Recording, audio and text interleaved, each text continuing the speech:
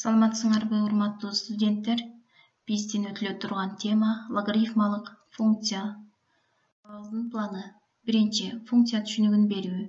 Экинчи, логарифмалык функциянын аныктамасы жана негизги касиеттери. Үчүнчү, негизи а бирден чоң жана а нөлдөн чоң жана бирден кичине учурларында логарифмалык функциянын графиктерин түзүү. Сабактын темасы: логарифмалык функция. Сабактын максаты: билим берүүчүлүк. Студенттер логарифмалык функциялар боюнча түшүнүк алышат. Өнүктүрүүчүлүк: функциялардын негизги касиеттерин туйынтмаларда жана аныкталуу областында колдоно алышат. Тарбия берүүчүлүк: студенттердин логикалык ой жүгүртүүсү өнүгүп, жакшы сапаттарга ээ болуу сезимдери калыптанат. Көрсөткүчтөр: жогорку максаттар ишке ашат эгерде студенттер логарифмалык функция боюнча толук түшүнүк алышса. Функциянын негизги касиеттерин мисал чыгарууда колдоно алышса. Туура ой жүгүртүү менен жыйынтык чыгара алышса. Математиканын деңгээли: айлана чөйрөнү чоңдуктар менен таанууга шарт түзөт. Адамдын акыл эсин иреттөө жөндөмдүүлүгүн жогорулатат. Микро жана макро дүйнөнү таануу мүмкүнчүлүктөрдү ишке ашырат. Жашоодо тең салмактуу эрежелерди колдоно билүүнү жөнгө салат. Чындыкты далилдөө жолдорун көрсөтөт. Логикалык ой жүгүртүү тактикасын өнүктүрөт. Такталган нерселерге көрсөтмө берүү артыкчылыкка багыттайт. Биринчи, функция жөнүндө түшүнүк. Математикада функция негизги түшүнүктөрдүн бири. Айлана чөйрөдөгү болуп жаткан өзгөрүүлөр функция түшүнүгүнө камтылат. Бири экинчисине көз каранды болгон чоңдуктардын туюнтулушу функция түшүнүгүн берет. Мына ушуларга карата мисалдар: техникада ылдамдык убакыттан көз каранды, дарактын өсүшү анын азыгынан көз каранды, муздун эриши жылуулукка көз каранды. Жалпысынан ушундай түшүнүктөрдүн түрлөрү функция түшүнүгүнө мисал болушат. Ал эми формула түрүндө берилген функциялар s = π/r², мында тегеректин аянты радиустан көз каранды. y = синус x, мында бурчка көз каранды жана башка. Бир канча чоңдуктар камтылган функциялар бар. Ошентип биз логарифмалык функция жөнүндө түшүнүк беребиз. Тескери чоңдуктар сыяктуу көрсөткүчтүү функцияга тескери болгон функция логарифмалык функция болот. Тескери дегенге мисал катары n санын алсак, анын тескериси 1/n жана башка. Экинчи, логарифмалык функциянын аныктамасы жана анын негизги касиеттери. Аныктама: функция y = логарифм а негизи боюнча x түрүндө берилсе, анда a берилген сан, мында a берилген сан, a нөлдөн чоң жана 1-ге барабар эмес болгон логарифмалык функция аталат. Логарифмалык функциянын негизги касиеттери. Биринчи, логарифмалык функциянын аныкталуу областы бардык оң, анык сандардын көптүгү. Башкача айтканда, 0-дөн +8-ге чейинки аралыктарды көптүгү. Экинчи, логарифмалык функциянын маанилеринин көптүгү -6-ден +8-ге чейинки аралыктардын көптүгүн алат. Үчүнчү, логарифмалык функция так да, журуп да функция боло албайт. Төртүнчү, аныкталуу областында негизи а бирден чоң учурда өсүүчү, ал эми а 0-дөн чоң жана 1-ден кичине учурда кемүүчү функция болот. Бешинчи, логарифмалык функция жогору жана төмөн жагынан чектелбеген үзгүлтүксүз функция. Алтынчы, 0-дөн 1-ге чейин жана 1-ден +8-ге чейин аралыктарында турактуу белгисин сактайт.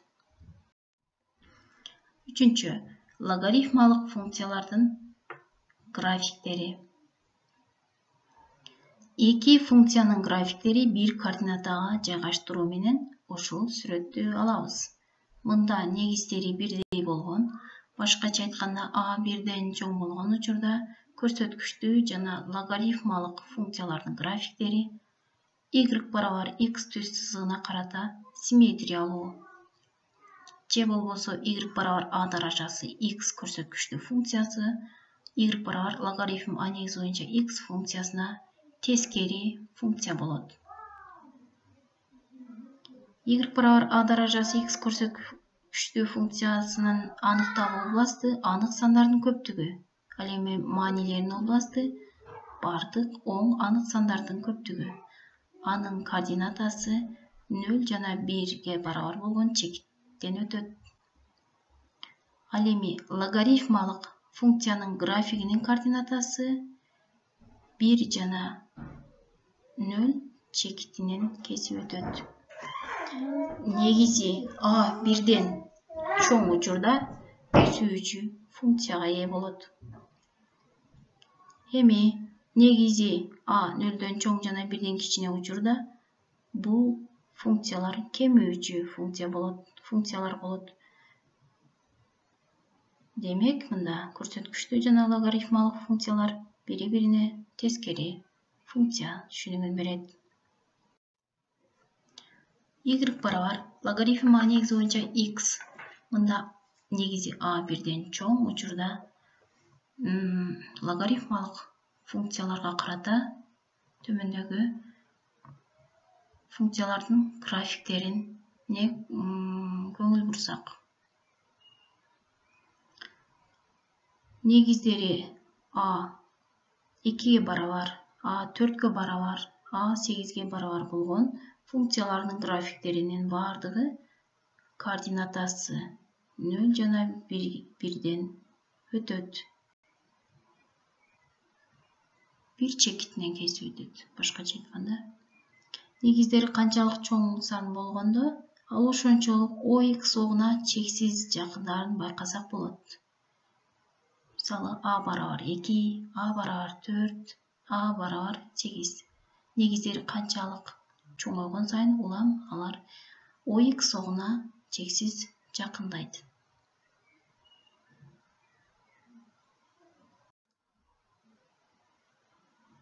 Кийинки y барабар логарифм 2 негизи боюнча x, y барабар логарифм 3 негизи боюнча x, y барабар ондук логарифм.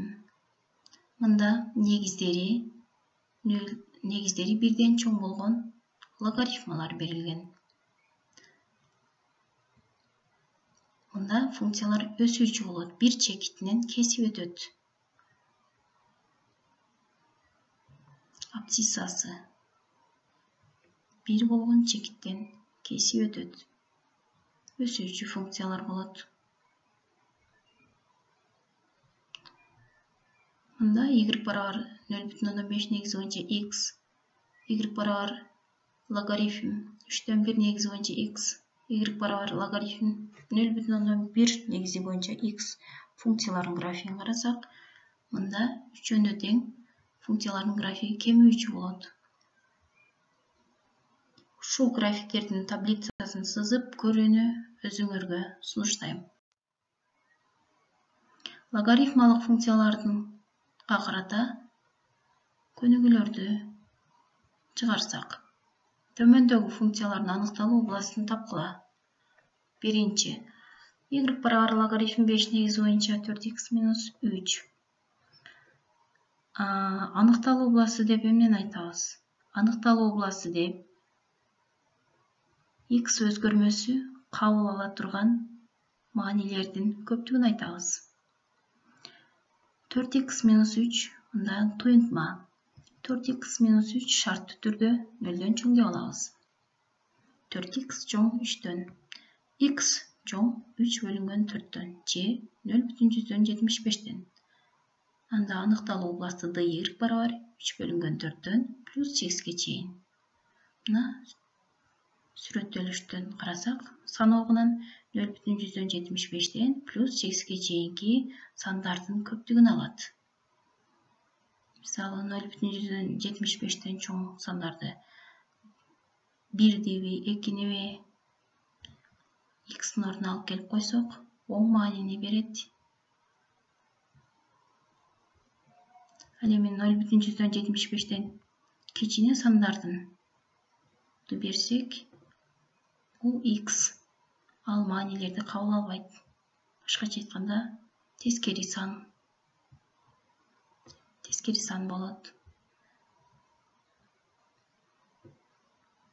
Эми y барабар логарифм 2 негизи боюнча 4 минус x квадрат. 4 минус x квадратты нөлдөн чоң деп алабыз. Мында дагы 4 минус x квадрат 2 көбөйтүүчүлөргө ажырайт. 2 минус x, 2 плюс x. Кыскача көбөйтүүнүн формуласынын негизинде. 2 минус x, 2 плюс x нөлдөн чоң деп алабыз. Бул барабарсыздыкты чыгаруу үчүн интервалдар методун колдонобуз. Нөлгө барабар болгон чекиттерин тандап алабыз. Таап алабыз.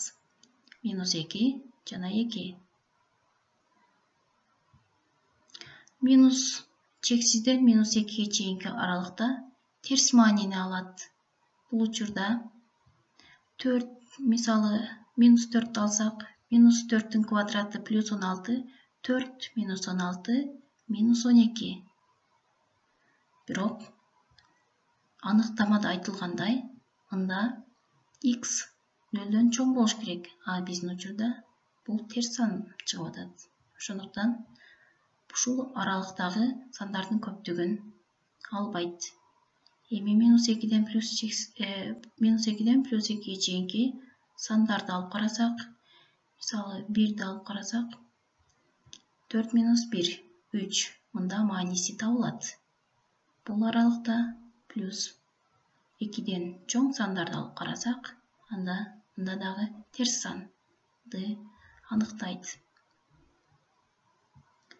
Эми жоопту алсак, аныкталуу областы минус 2-ден 2-ге чейинки аралыкта x өзгөрмөсү кабыл алат экен. Ушул аралыкта. Аныкталуу областы ушул аралыкта табылат.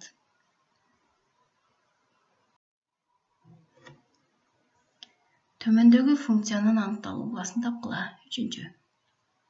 Логарифм 0,9 негизи боюнча 2 плюс 3x бөлүнгөн 5 минус 2x.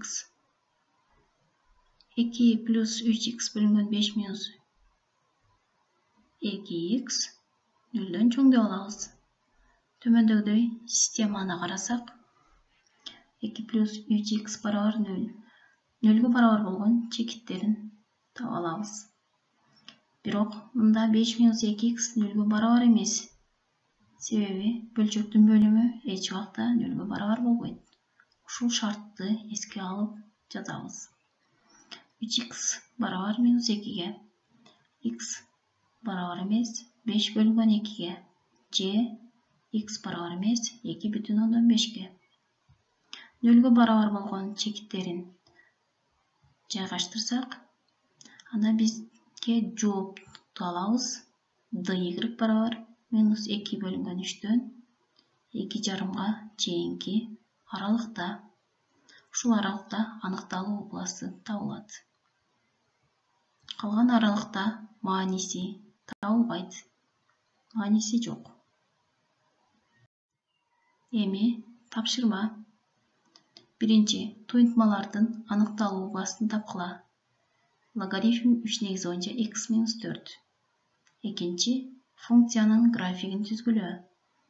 Y барабар логарифм 3 негизи боюнча x минус 2. Мында графигин түзүүдө x-ка маани берип, x-ка сан берсеңер, y-дын мааниси табылат. 3. Теңдемени чыгаргыла. Логарифмалардын негизги касиеттериндеги 5 касиетин колдонуу менен бул 3-дөгү теңдемени чыгаргыла. Түшүнбөгөн сурооңор болсо жибергиле. Көңүл бурганыңарга чоң рахмат. Кийинки сабакка чейин амандашканча саламатта болгула.